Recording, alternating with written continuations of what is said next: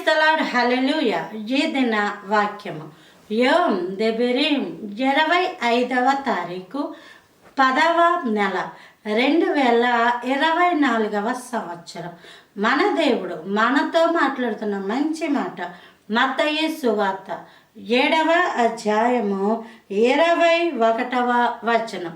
ప్రభువా ప్రభువా అని నన్ను పిలిచి ప్రతివాడును పరలోక రాజ్యంలో ప్రవేశింపడు గాని పరలోకమందున్న నా తండ్రి చిత్త ప్రకారము చేయవాడే ప్రవేశించును. ఇది యేసు ప్రభువారు భూమి మీద బ్రతుకుతున్నప్పుడు చెప్పిన మాట. దేవుణ్ణి మనము ప్రభువా ప్రభువా అని పిలుస్తాం. అలా పిలిచేవాడు పరలోక రాజ్యానికి వెళ్ళడు. అలానే వాళ్ళకి అద్భుతాలు అవ్వవా? అద్భుతాలు జరుగుతాయి. వాళ్ళ జీవితాల్లో వివాహాలు కావా? వివాహాలు అవుతాయి. గర్భఫలాలు ఇస్తాడు దేవుడు, ఉద్యోగాలు ఇస్తాడు, గృహాలు ఇస్తాడు. లోకపరమైన ఆశీర్వాదకరమైన ప్రతీది వారి యొక్క జీవితంలో ఉంటుంది.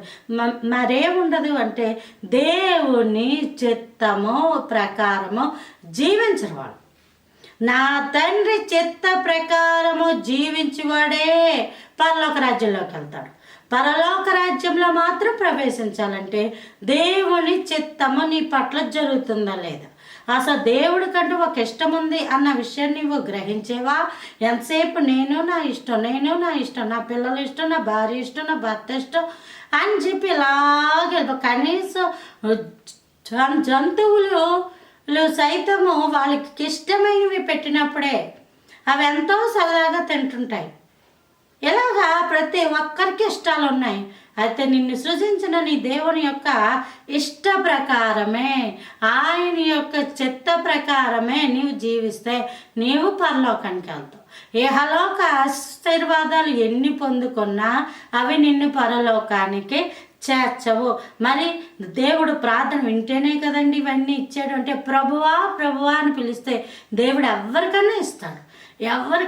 ఆయన కృపామయుడు, ఆయన ప్రేమగల దేవుడు, దయగల దేవుడు. నీ కన్నీరు చూచి ఆయన తరించిపోయి ఇస్తున్నాడు. కానీ నువ్వు ఈ లోకపరమైన ఆశీర్వాదాల కొరకే అడుగుతున్నావు. ప్రభా నా పట్ల నీ చిత్తము జరిగించు అని నువ్వు అడుగు. దేవుడు నీతో మాట్లాడతాడు.